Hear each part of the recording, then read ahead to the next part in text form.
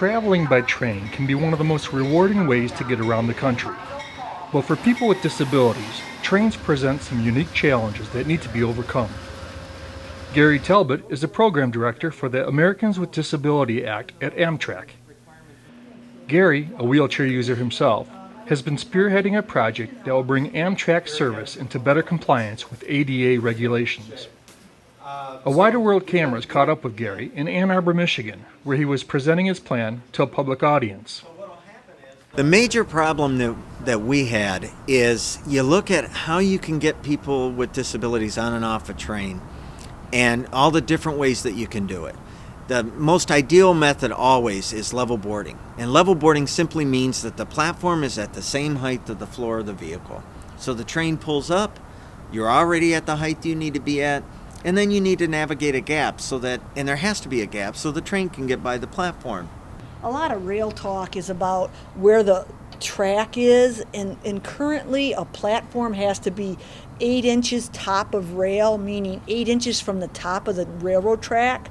But now, because of accessibility, the law is if it's publicly owned, it has to be 15 inches from the top of rail. So that means the platform has to be up higher, so you have level boarding. Level boarding is kind of a misnomer, though. There's still a need for a bridge plate, which doesn't mean you can roll right in. You still have to drop that bridge plate to cover the gap between the train and the platform. That's a lot better, though, than let me crank you up here in this little housed freezing cold aluminum thing that's been sitting outside, and let me get you into the trains. Today, when you board a train in this location, if you're in a wheeled mobility device, you need to use a mobile lift station that's stored somewhere on the premises here. The train pulls in, the conductor needs to go get it out of the storage garage behind me, roll it to the appropriate door. They have to put you on it, and then they manually crank you up. You get onto the train and they manually crank the lift back down and put it back in the storage garage. It takes about 7 minutes from the tests that we've done. It's a bit of an arduous process.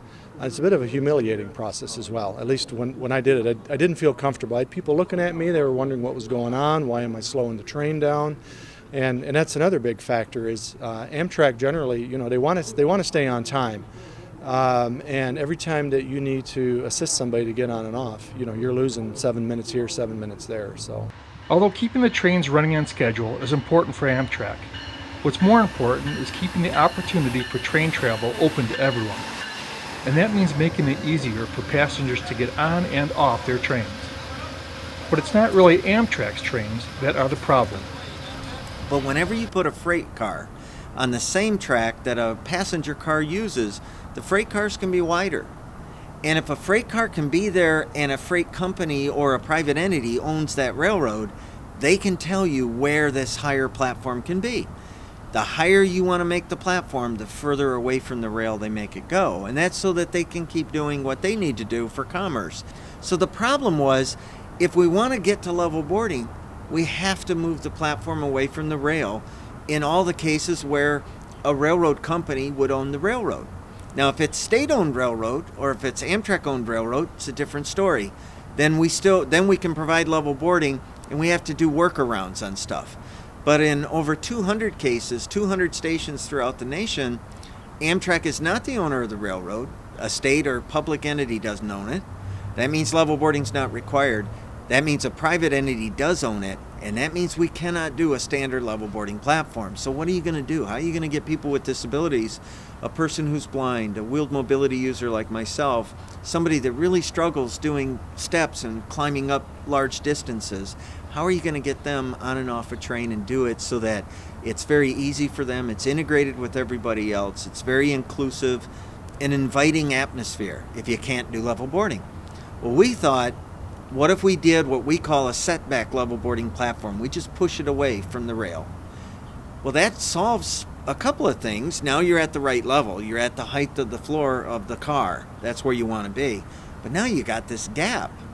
Well, you got to fill the gap. How would you fill the gap so that everybody, passengers of any kind, including passengers with disabilities, can get on and off the car? We looked at several options. We looked at a drawbridge version that literally just rotated down in place. It was actually really cool. We looked at that, we liked it, there were some things we didn't like about it. But then we really focused on trying to translate like a drawer does in a cabinet. Just think of pulling out a drawer. Whenever you're translating something, it can be really, really heavy, and if you're doing it on bearings, it doesn't require a lot of energy to do it. You don't have to have like massive mechanisms to actually make the movement. The unit itself might be pretty big, but the unit you're going to use to actually translate it doesn't have to be huge, because you're just translating, you're not picking it up. That was kind of like the first thing. We said, okay, we understood the problem. We want to do level boarding. We have to move the platform back. That created the gap. That was the problem. And we started to better understand what the solution might look like. In our case, it was figuring out how to translate a surface that would go over to the train, filling that gap, enabling everybody to get on and off the train together. And that's really what the shuttle platform project is. Then we started really defining, well, how do we want this thing to look? We don't want it to be galvanized steel. We don't want it to be any type of a metal structure. We want it to be like concrete, like a regular platform. We don't want people to look at it and say, oh, there's the special place where the special people get on and off the train. We wanted people to look at it and say, that's how I get on and off the train, and I don't have to climb up and down steps. That meant we really had to focus on concrete. So then we looked at it, and the RLE guys, our partners, RLE International, were just so creative. They looked at it and said, well, if you're going to go concrete, we really should go a modular approach, because then we could do precast concrete. It's much cheaper, and it's a much more stable material, stable in the sense that you know the quality you're getting. The manufacturers certify, here's how much concrete's in it, it's really good concrete, versus you pour it in place. You don't always know what that truck just brought you, and you wonder why you spent all this money, and 5 years later you've got all kinds of things falling apart. Maybe your concrete wasn't very good. So the precast concrete solved a lot of issues for us. And then when we started flushing out, well, if we do this modular precast approach, we can put this thing together like an erector set on site. So now what would normally take 6 or 8 months in construction, you're doing all that prefabricated manufacturing off site.